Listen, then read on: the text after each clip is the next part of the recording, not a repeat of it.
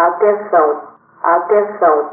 Você está ouvindo uma produção podcast Clio.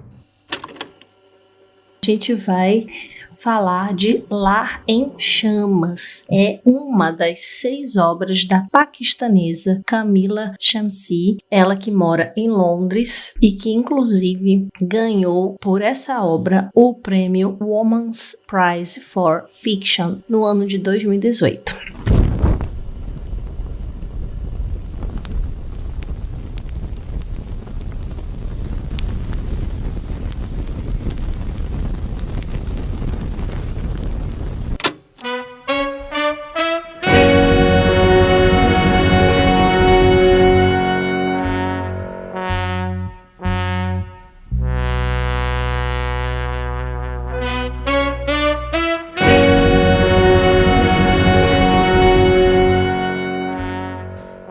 Olá, eu sou Vanessa Espinosa, historiadora e professora.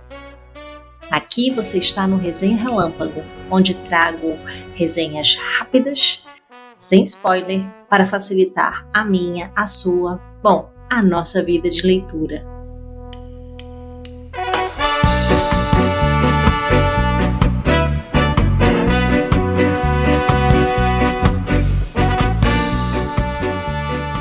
Quem investe na tradução e publicação no Brasil é a editora Grua e o livro tem mais de 190 páginas, ainda que não tenha um índice, ele está dividido em apartados que são os personagens principais da obra. A edição da Grua é muito boa, a capa, as folhas, como eles fazem a diagramação é bem legal. Eu conheci essa editora por conta desse livro, especificamente, que a Manuela Dávila, que ela tem um IG, eu acho que chama Livros da Manu, ou algo assim, e que ela organizou ali todas as leituras que ela faz e ela põe uma breve sinopse. E por isso eu me interessei, porque era uma autora que a gente não tem muito conhecimento, e é uma coisa que interessa bastante trazer aqui resenhas, porque vai estar fora dos quadrados, né? Vai estar fora aí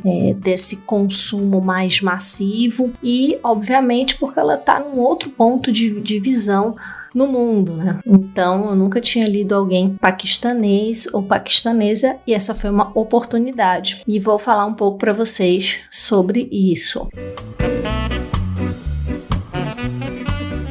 Bem, a obra Lar em Chamas, ela tem assim, chama logo a atenção da gente, porque obviamente é uma obra premiada, então você já fica mais atenta, né? E obviamente você tem aí uma indicação de alguém que conhece, que leu a obra e que tem tido leituras bastante interessantes, que no meu caso foi da Manuela Dávila. Enfim, assim, essa foi a motivação. Acabou que tenho outras obras da editora Grua, inclusive já fiz resenha de outra obra da Grua. E pretendo fazer outras, porque tem pelo menos umas 3 ou 4 obras da editora, que realmente sempre tá nessa pegada fora da curva, o que é muito legal.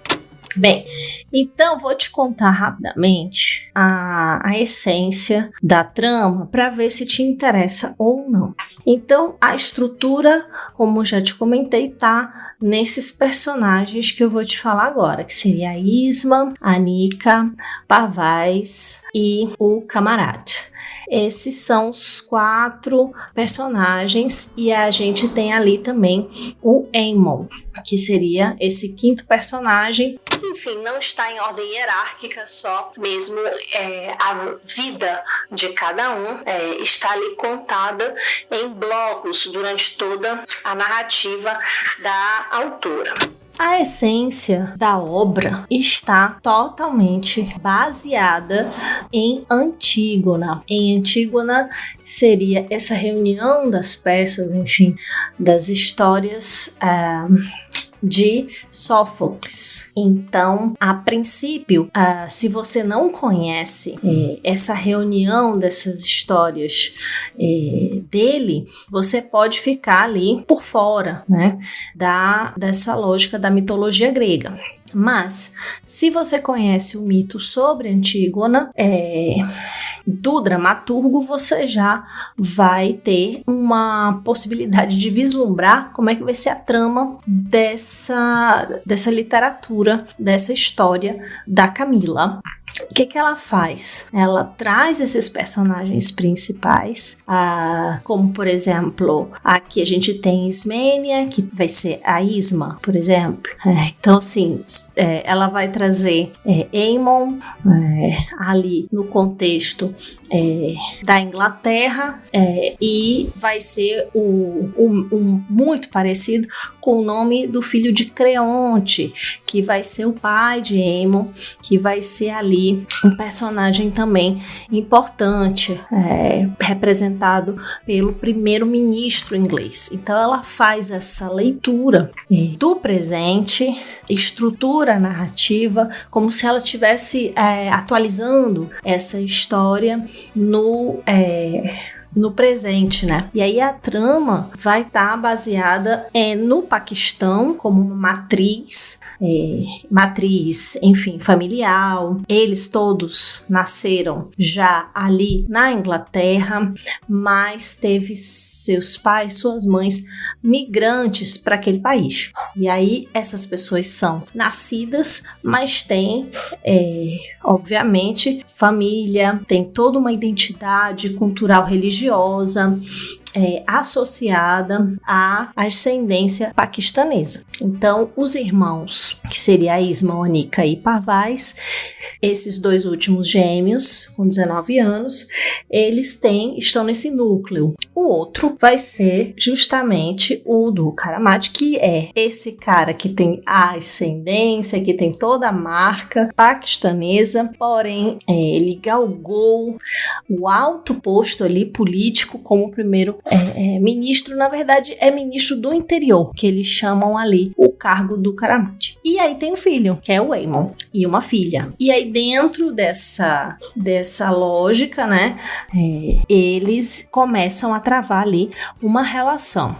A Isma, a mais velha, fica afastada espacialmente porque vai para os Estados Unidos fazer a pós-graduação dela, e os dois ficam ali na Inglaterra.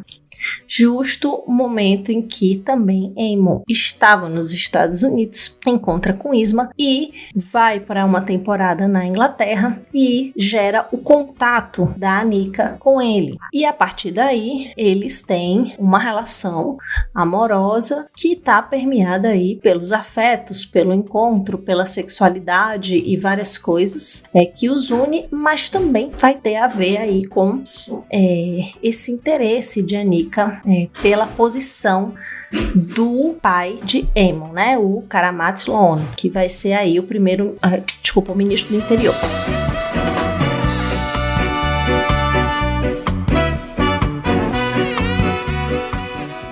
O que acontece? O que é interessante nessa obra?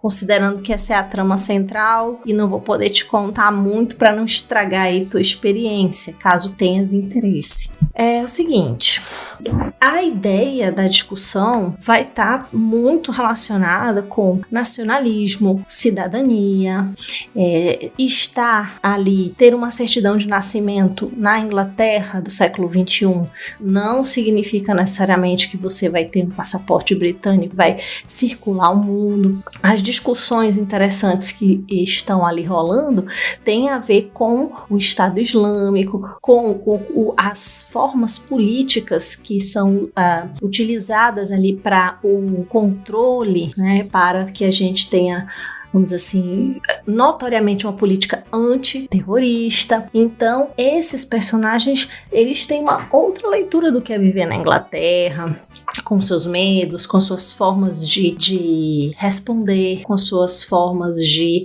se posicionar efetivamente em vários espaços sociais e políticos na Inglaterra. E o Karamate, ele representa como que um vira-casaca, né? Que ele é um cara que ele abdica dessa cultura, ele abdica dessa vida muçulmana, por exemplo, para provar para aquela sociedade inglesa que ele é o cara que está acima de qualquer suspeita em relação à sua fidelidade à proteção na Inglaterra, inclusive negando a sua ascendência, a sua família, as suas origens. Então esse é um ponto interessante dessa atualização que a Camila faz.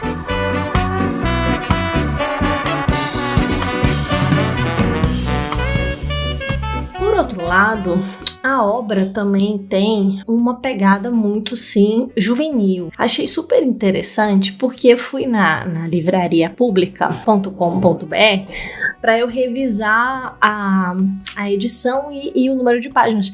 E quando estava lá, né, no checklist das características do livro, tinha a categoria de público como infantil. É óbvio que infantil também não seria, mas não estaria tão longe de uma categoria infanto-juvenil ou adolescente, essa relação da trama da obra dela. A parte mais interessante é essa relação com o que seria ser muçulmano na Inglaterra, e por outro lado eles são órfãos e a paternidade sempre foi meio que uma sombra, principalmente para os mais jovens, né, os gêmeos, porque esse pai ele esteve ali teoricamente com o Estado Islâmico, então ele era um jihadista, e isso vai ser uma parte forte e interessante para relacionar com o Parvaz, que vai ser a trama mais conexa e com o maior grau de profundidade e complexidade do livro. Então, se você está afim de uma trama fora da caixinha, se você quer ler sobre algo parecido, essa seria uma oportunidade. Se você quer presentear alguém aí que tem seus 13, 14 anos e gosta de ler, talvez essa obra da Camila Shamsi seja uma oportunidade bem legal.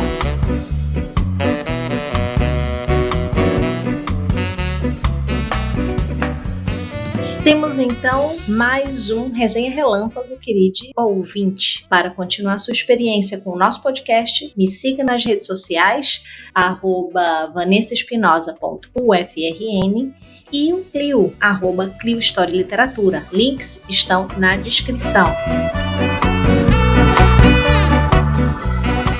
Essa produção do podcast Clio existe porque nós temos financiamento coletivo. Se você gosta do conteúdo do nosso coletivo, então anota aí a novidade. Estamos no padrim.com.br/Clio Podcasts. Lá você vai encontrar recompensas bem legais e a sua contribuição pode começar até por apenas R$1. Corre lá e dá uma espiada. Caso você considere apoiar esse projeto, eventualmente também temos uma solução para você. É o pixdaclio@gmail.com. Tudo isso vai estar disponível na descrição para você.